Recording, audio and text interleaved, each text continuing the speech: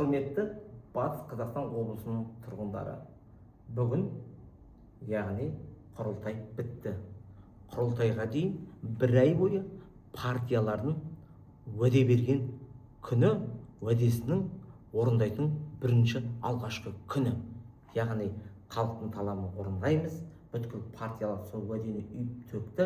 Енді біз Бауыржан Закиевіміз осы сіздердің аттарыңыздан осы берген уәделерін орындала ма, не істейін деп жатсыңдар деп депутаттардан сұрағымыз келеді. Ал мына алдарында тұрған Батыс Қазақстан облысында ауыл филиалдарының жағдайы туралы талдау. Оны біз бір жыл бұрын жасаған болатынбыз. Енді қазір қараймыз, бір жылдан бері қандай жұмыстар атқарылды. Қайырлы күн. Бізді Мұхтар Өтесекімізді құрылтайға шақырмады, партияға біз кірмедік, бірақ дегенмен де біз депутаттардың жасай алмай жүрген жұмыстарын бірнеше жылдан бері атқарып келеміз. Және де бұл бізге күш беретіні, біздің стимулымыз бұл халықтың мұңы, халықтың мұң-мұқтажы және де халықтың ақ батасы.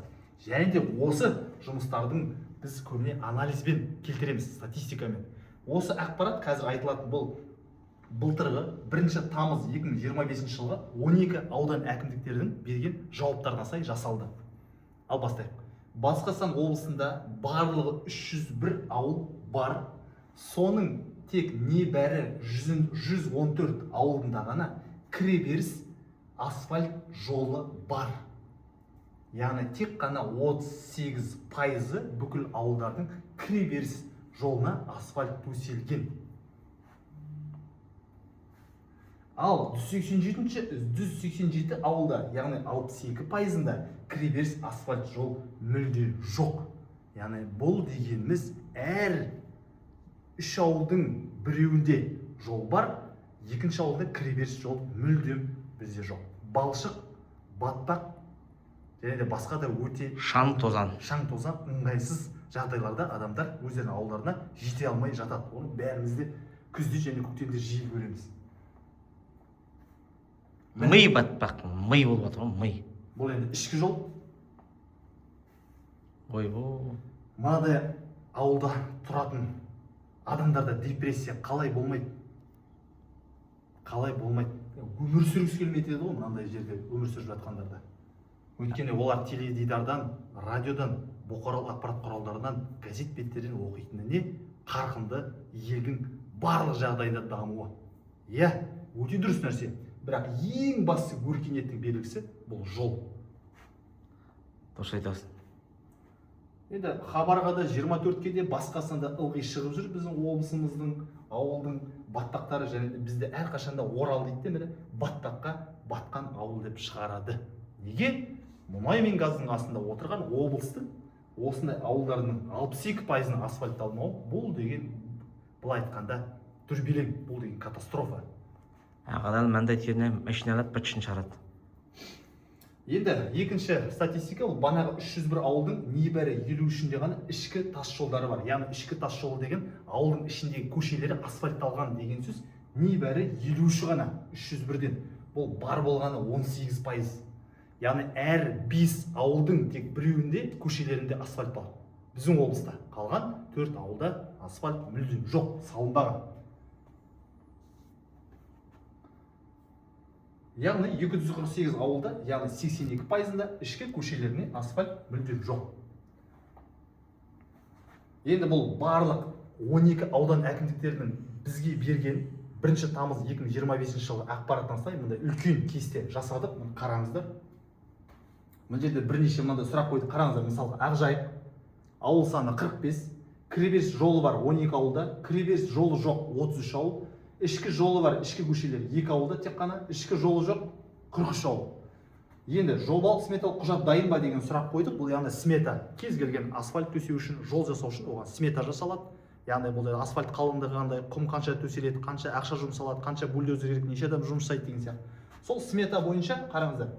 Смета жасалып тұрса, ол және оның мерзімі 3 жыл. Кіреберіс жолға сметасы барлар 14 ауыл, жоғы 31 ауыл. Ішкі жолға, ішкі көшелерге 3 смета бар, тек қана былтыр болған ішкі жол жоқ 42 ауылға смета жасалмаған. Ал керек болса. Мына жерде мен айтайын деген мына. Өзімнің мына Қаратөбе. Қайсы? Мына Қаратөбе, иә. Мынау. Я сонда Сұлукөл деген ауылымыз бар, мен туған жерім. Қалқы дейтін ауданнан ауылға жететін 27 шақырым жол жоқ. Балшық жаңағы айтқандай жете алмай қиналады. Осыны айтып шаршадық. Енді ауыл әкімі тіпті айтпаған жеріміз жоқ. Қанат Бозымбаевқа дейін барды. Өзінің көзінше, халықтың көзінше айтты жиналысты. Ол кісі уәдесін берді. Уәде бергеннен де 2 жыл өтті. Жол да жоқ. Смета да жыл сайын салынады, одан ескіріп кетеді. Соны қайтуға болады Сұлукөл ауылы. Енді бірінші мына жерден мына жерде 4 әкімдік сәл дұрыс емес ақпарат берген секілді. Біз оларға бөлек хат жолдадық. Қараңыздар мына. Қаратөбе, Сырым, Тасқала және Жаңғала ма екен, ұмытып қалып тұрмын. Яғни бұл ауылдарда, қарашы, мысалы Қаратөбеде 7 ауыл дейді бар болған. 7 емес. Қаратөбеде интернетте қарайтын болсақ 20-22 ауыл бар.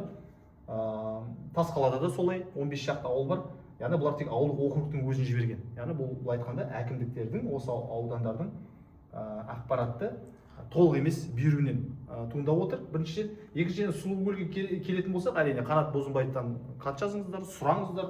Керек пе әкімдікті міндеттеу туралы сотқа беріңіздер. Бірақ дегенмен де біздің ойымыз Мұхтар екеуміздің басқада. Яғни өз ауылымызды мысалы Сұлукөлге немесе басқа ауылға тек қана жол салып беру емес.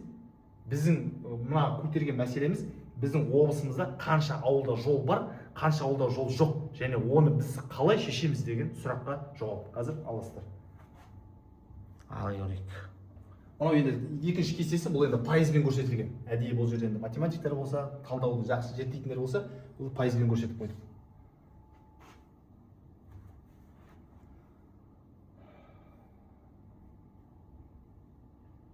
Яғни қазір біреу келіп айтуы мүмкін, менде мысалға 5 миллиард доллар бар, сендерге бөлем. Мысалы атақты байы, мысалға Илон Маск болсын, Ротшильд, Рокфеллер болсын, Америкадан келіп айтуы мүмкін. Қанша ауылдар бар, бәріне жол салып беремін деп. Бірақ жол салып беруге бірден ақша керек емес. Бірінші міне қараңызшы, ЖС-қа керек. Жобалық сметалық құжат жасалады, содан кейін ғана бар жол салынады. Өйткені топырақ әртүрлі, жер бедері әртүрлі, табиғаты әртүрлі деген сияқты осындайлардың бәрін факторларды еске алу керек. Яғни 1 жыл бұрын 253 ауыл бойынша смета болған жоқ. Яғни бұл жерге қазір ғана міне бюджеттен 10 миллиард теңге бөлеміз. Осы ауылдарға жол салайық деген өзінде біз салуға дайын емеспіз. Яғни әкімдік неге? Өйткені бізде әлі смета, құжаттама дайын емес, жасалған жоқ әлі. Оны бөлек жасатады және оған бюджеттен басқа бөлек ақша шығарылады. Сондай ақпарат, бұлда да сондай. Енді аудан 12 ауданы 12 әкімі бар. Ол түсінікті. Олар енді біріншіден жауап береді. Біз оларды келесі бөлімде міндетті түрде суреттерін көрсетеміз. Аудан әкімдері неше жыл отырған, суреттері кім, түрлері қандай деген сияқты танымайтын болсаңыздар, мына 3 кісі бұл соңғы 10 жылда біздің өңірді басқарып келген адамдар. Алтай Көлгінов неше жыл? 3 жыл, 16-тан 19-ға дейін Ғали Есқалиев 3 жыл, және Нариман Төреғалиұлы 4 жыл, рекорд. Пенсияға дейін әлі 1 жыл бар. 4 жыл. Нариман Төреғалиұлында әлі мүмкіндік бар. Осы мына ситуацияны 62% Батыс-Қазақстан облысының жолдарында асфальт жоқ деп тұрмыз ғой. Соны дұрыстауға әлі мүмкіндік бар. Зейнеткерлік жастан шыққанға дейін, немесе оны президент ары қарай созатын да болса, соны 62-ні неше пайызға дейін? Білмеймін. 50%-ға дейін дұрыстауға әлі мүмкіндік бар бұл кісінің. 63%-ға дейін деп айтайық енді пенсия жасымен. Қысқаша айтып өтейік. Қазақстан Республиканың Конституциясы. Қазақстан халқы мемлекеттік биліктің бірден-бір көзі, бастауы. 35-ші бап. Азаматтардың тікелей және өз өкілдері арқылы мемлекет ісін басқаруға қатыса алады. Және де басқа да заңдар бар. Яғни бұл заңдарға бәрін айтпай қойып, бәрін айтатын болсақ, халық биліктің көзі, халық жердің, елдің, егемендіктің иесі, ал президенттен бастап кішкентай ауылдық округтың әкіміне дейін не істеу керек? Жол жасау арқылы бүкіл өркениетті ауылға әкелу керек. Ол олардың міндеті. Ал біз олардан талап етуіміз керек. Болды. Енді мақсатымыз осы халықтың жан айқайын, жаңа жол жоқ деген үкіметке жеткізу, бюджеттен ақшаны бөлдіру, Ақжайық өңірінің барлық елді мекендеріне көлік асфальт жолын салу, тарту, жасату біздің Мұқан екеуміздің мақсатымыз. Ал енді осы сапалы асфальтты ауылдарға тартатын болсақ, жолды салып беретін болсақ, бұл инфрақұрылымдық өркениеттің негізгі белгісі. Өйткені асфальт жол деген жай ғана жол емес, ол базалық әлеуметтік инфрақұрылым, халыққа қажетті. Енді өркениетті инфрақұрылымға жалпы не жатады? Мұны ауыл тұрғындары енді білуі тиіс. Осы жерде айтып өтейік. Біріншісі бұл сапалы автомобиль жолы. Міндетті түрде асфальт болу керек. Таза ауыз су, тұрақты электр энергиясы, газ, интернет, медицина, мектеп, балабақша, жедел жәрдем, тұрақты қоғамдық көлік жатады. Адам, кез келген адамға қалалық болсын, ауылдық болсын, 9 нәрсені әкім ұйымдастырып берсе, оған басқа еш нәрсе керек емес. Ол коррупциямен айналысам, басқа да бір саясатқа кірем, митинг жасайм, басқа да бір үкіметке және құқық қорғау органдарына ұнамайтын заттарды бұл адамдар айналыспайды. Егер осы 9 нәрсені жергілікті атқарушы орган және өкілді орган, яғни әкім мен депутаттар бұны жасап бере алатын болса.